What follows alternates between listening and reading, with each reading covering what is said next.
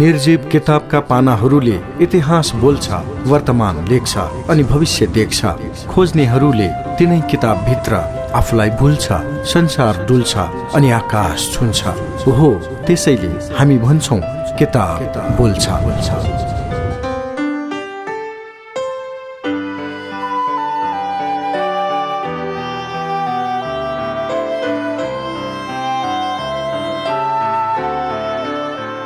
नमस्कार, स्वागत छ कार्यक्रम किताब बोल्छ।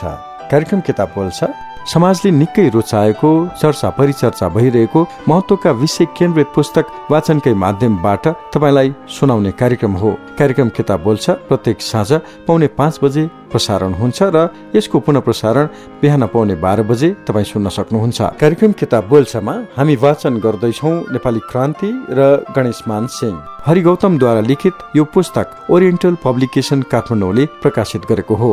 यस पुस्तकको भूमिकामा उल्लेख भएका केही शब्द जोडौं। इतिहास भनेको कथा वा दन्ते कथा मात्र होइन, यो सदैव एक जीवन्त तत्त्व हो र यसको श्वास प्रश्वास अटुट रूपले राष्ट्र रहुन्जेल चलिरहन्छ।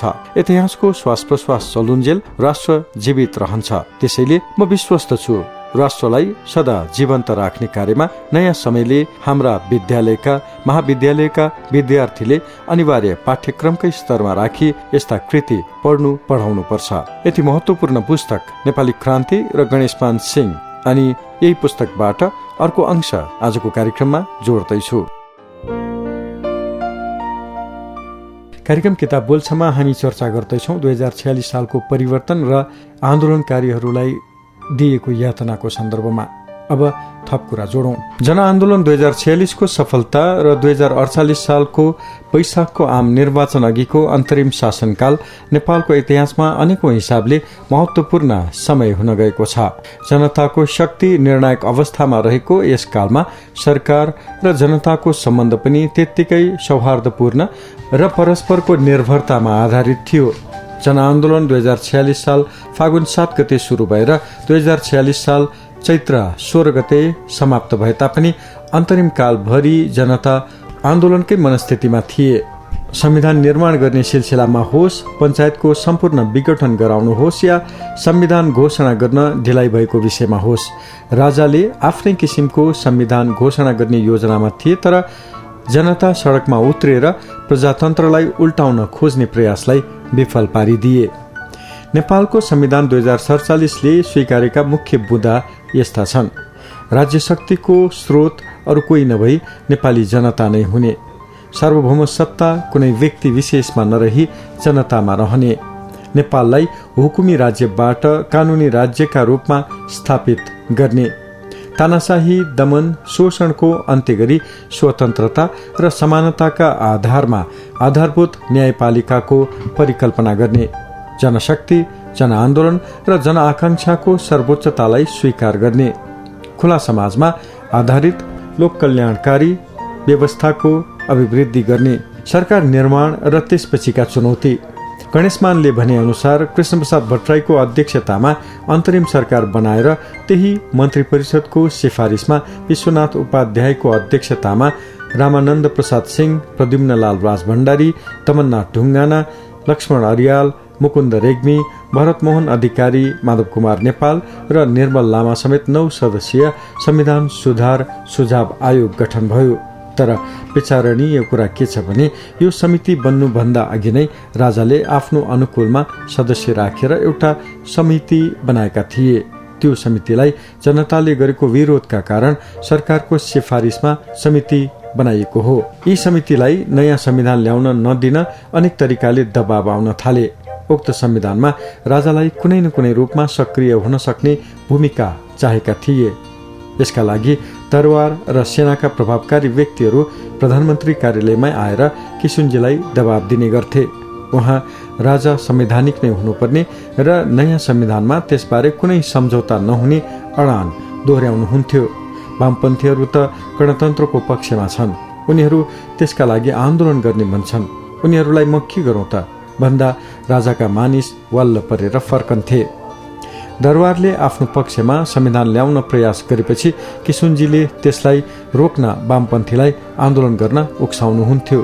दरबारले आफूले चाहेको संविधानको मस्यौदा सार्वजनिक गर्दा किशुनजीले नै वामपन्थीलाई त्यस विरुद्ध देशव्यापी रूपमा मसाल जुलुस निकाल्न तथा विरोधका कार्यक्रम गर्न लगाएपछि दरबार अलि हच्कियो र त्यस्तो प्रयास फेरि भएन र मात्र उक्त शक्ति सम्पन्न संविधान निर्माण आयोगले बनाएको संविधान सरकारको सिफारिसमा राजाबाट विक्रम सम्वत 2047 साल कार्तिक 23 गते नेपाल अधिराज्यको संविधान 2047 घोषणा भयो। विक्रम सम्वत 2048 साल वैशाख 29 गते आम निर्वाचन गर्ने निर्णय गर्यो। उक्त निर्वाचनमा नेपाली कांग्रेसले बहुमत ल्याई गिरिजाप्रसाद कोइरालाको नेतृत्वमा 30 वर्षपछि जनताद्वारा निर्वाचित सरकारको गठन भयो। प्रजातन्त्र पुनर्स्थापनापछि निर्वाचित सरकारले जनताका न्यूनतम समस्यालाई कसरी हुन्छ निराकरण गर्ने र प्रजातान्त्रिक पद्धतिलाई जनताको तहसम्म पुर्याएर विकास गर्ने साथै प्रजातान्त्रिक संस्कारलाई जनतामाझ स्थापित गर्दै जाने भन्ने थियो। तर यी काम त्यति सजिलै हुने अवस्थामा थिएनन्, किनकि 30 वर्षको एकल चिन्तन र विचारमा हुर्केका जनता अनि राजनैतिक संस्कार नै विकास नभएका पार्टी यी सबैलाई मिलाएर लान पनि कठिनै थियो। यी चुनौतीका माझ पनि नेपाली कांग्रेस यति बेलासम्म 3 नेताका नीतिबाट चलेको थियो। यसपछि 3 नेताका विचार एक आपसमा मिल्न नसक्ने भए। यसमा गणेशमान सिंह देशमा भएको राजनीतिक परिवर्तनलाई अबका दिनमा आर्थिक विकाससँग तालमेल गरेर अघि बढाउन चाहन्थे। उनले राजनीति क्रान्तिलाई स्थायित्व दिन, आर्थिक क्रान्तिलाई प्रारम्भ गर्न पार्टी र सरकारलाई निर्देशन दिइरहन्थे।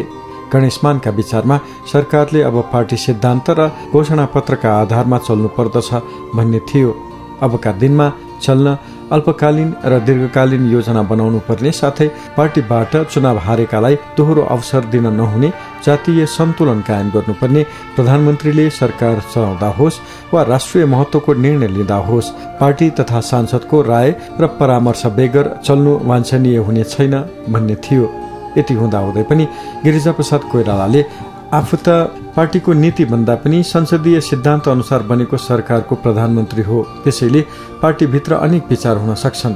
तिनको प्रतिनिधित्व गर्नुभन्दा पनि संसदमा बहुमतको आधारमा अघि बढ्ने जिकिर गर्दै मन्त्रीमण्डलमा रहेका 6 जना मन्त्री शेख इद्रिस, पासु रिसाल, ढुण्डीराज शास्त्री, चिरञ्जीवी वाग्ले, तारानाथ राणा भाट र गोपालमान श्रेष्ठलाई हटाए। यसले पार्टीभित्र एक किसिमको विवाद सुरु भयो।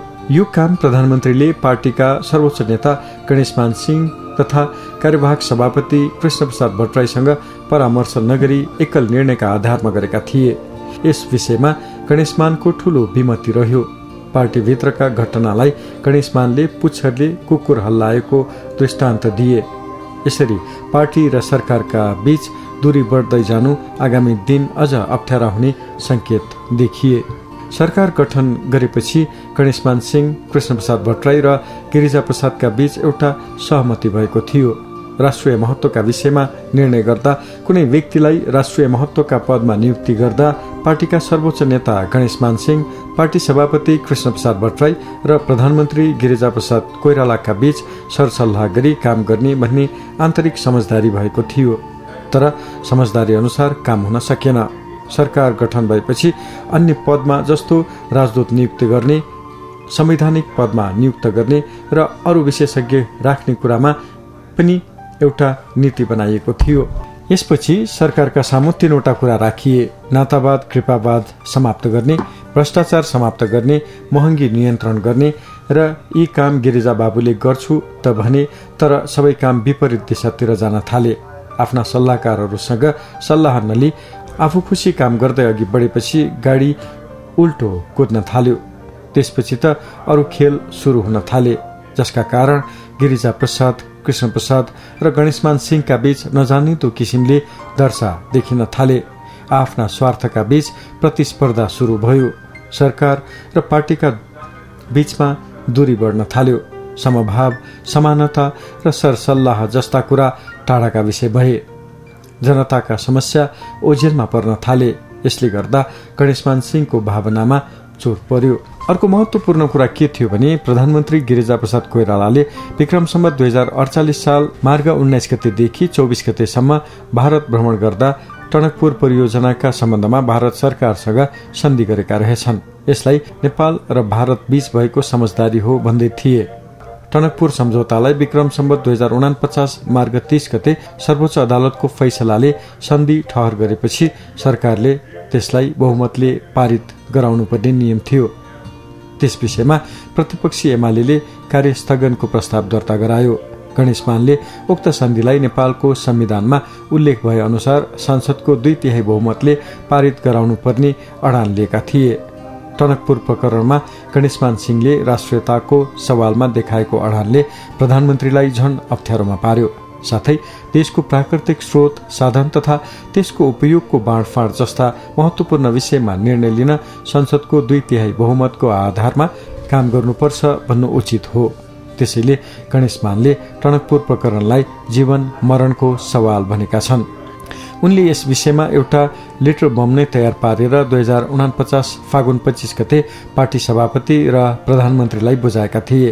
यस विषयमा नवीन चित्रकार भन्छन् प्रमुख प्रतिपक्षी दल एमालेका महासचिव मदन भण्डारी र गणेशमान सिंहका विचार मिल्दाजुल्दा भएरै होला 1-2 पटक टनकपुरका विषयमा सघन गोप्य छलफल भए। त्यसपछि गणेशमानले आफ्नो अडानमा अझ दृढतापूर्वक वक्तव्य प्रसारण गरे। अहिले सत्ता र प्रतिपक्ष बीच जुन खाडल बनेको छ त्यो पूर्णै नसकिने खालको छैन। मलाई अहिले पनि समय बितिसकेको जस्तो लाग्दैन। अझै पनि राष्ट्रिय सहमतिको निम्ति उपयुक्त फर्मुला खोज्न सक्छौं। राष्ट्रिय सहमति टनकपुरका निम्ति मात्र होइन, संसदीय व्यवस्था, प्रजातान्त्रिक शैली र मूल्य मान्यताका लागि पनि अपरिहार्य छ। यति टड्कारो सत्यका प्रति पार्टीले आँखा चिम्लियो भने हाम्रा आँखा कसले खोलिदिने? कार्यक्रम किताब बोल्छ तपाईँ सुन्दै हुनुहुन्छ। कार्यक्रममा हामी नेपाली क्रान्ति र गणेशमान सिंह पुस्तक वाचन गर्दैछौँ। हरि गौतमद्वारा लिखित यो पुस्तक ओरिएन्टल पब्लिकेसन काठमाडौँले प्रकाशित गरेको हो। पुस्तकका शब्द लेखकको मात्र हामी वाचनको माध्यमबाट तपाईँसम्म पुर्याउँदैछौँ। पुस्तकको अर्को अंश सुनाउन भोलि तपाईँसँग फेरि पनि भेट्नेछु। आजको लागि प्राविधिक सहकर्मी रेहन महर्जनलाई धन्यवाद दिँदै म सुरज वीर बज्राचार्य पनि छुट्टिन्छु। नमस्कार।